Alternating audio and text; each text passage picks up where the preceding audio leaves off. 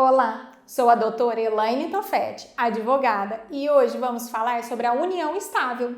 O simples fato do casal morar junto gera união estável? Complicado, hein? Mas calma, com a doutora Elaine é simples, vem comigo!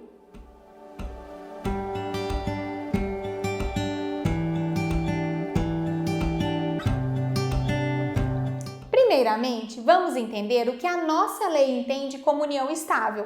A união estável é a relação entre duas pessoas que se caracteriza como uma convivência pública, contínua e duradoura e que tem o objetivo de constituição familiar. Então, sim, o simples fato do casal conviver junto de forma continuada e demonstrar para as pessoas o seu objetivo comum de constituir uma família gera um vínculo de união estável. Não há exigência de registrar essa união para sua validade.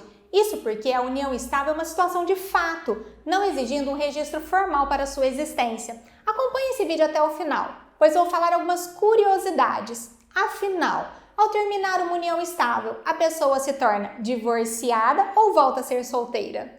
É importante lembrar que essa união pode ser entre duas pessoas de sexo diferente ou do mesmo sexo. Em ambos os casos, terão os mesmos direitos, e isso já foi decidido tanto pelo STF como pelo Conselho Nacional de Justiça.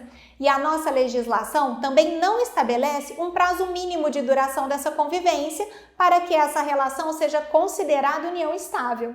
Mas vamos falar agora de quais são os direitos das pessoas que compõem essa união estável. Da mesma forma que o casamento, a união estável é reconhecida como uma entidade familiar e garante às pessoas os mesmos direitos e deveres previstos no casamento, que são: o casal deve ser fiel um ao outro, manter uma vida em comum, se ajudarem nas diversas situações da vida, compartilhar as responsabilidades para se sustentarem, serem responsáveis pelos cuidados e a educação dos filhos. E, claro, respeito e consideração mútuos. Mas e se por um acaso essa união termina e ocorra a separação do casal? Nesse caso, em relação aos bens materiais, aplica-se as mesmas regras do divórcio, seguindo um regime de comunhão parcial de bens, ou seja, tudo aquilo que já era da pessoa antes da união permanece sendo apenas dela, mas tudo aquilo que foi construído e adquirido durante a união será partilhado entre os dois. Mas cabe ressaltar que se o casal decidir registrar essa união estável em cartório, poderá optar pelo regime que será aplicado, como por exemplo a comunhão universal de bens, onde serão partilhados todos os bens do casal, mesmo aqueles que foram conquistados antes dessa união.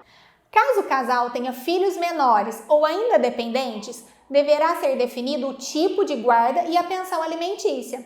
Tenho inclusive um vídeo aqui no canal explicando a guarda compartilhada e caso você tenha interesse, dê uma olhadinha nele.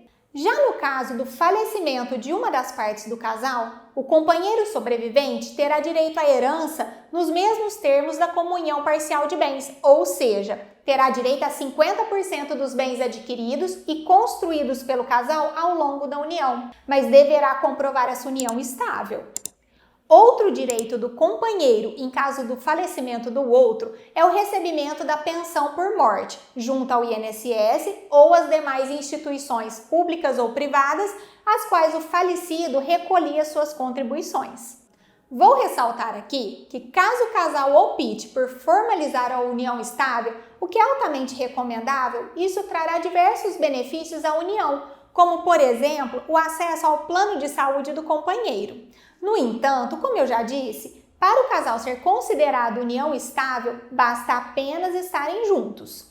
Nesse caso, se for necessário comprovar a existência da união estável, o casal precisará juntar provas, que serão necessárias em caso de separação, no processo de inventário em caso do falecimento ou ainda para receber a pensão por morte.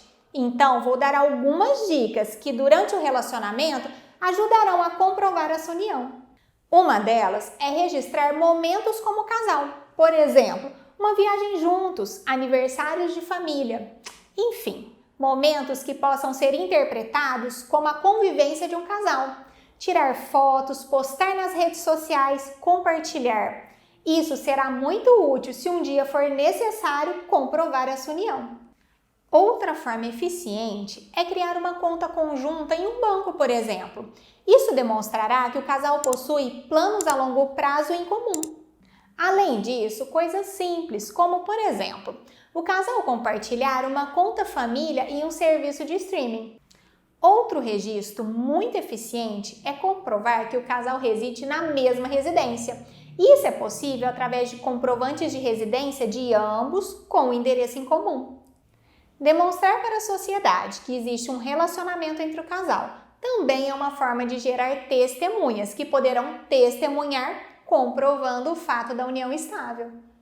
Falei para você de algumas dicas, mas pode ser qualquer documento que demonstre que o casal tinha uma convivência pública, contínua e duradoura.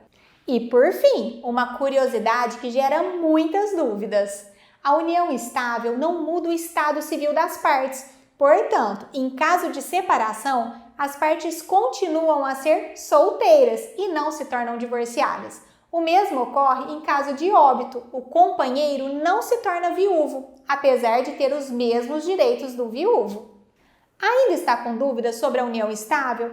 Deixe suas dúvidas aqui nos comentários. E para não perder conteúdo sobre direito de forma simples e descomplicada, já se inscreve no meu canal. E se você gostou desse vídeo, deixe seu like.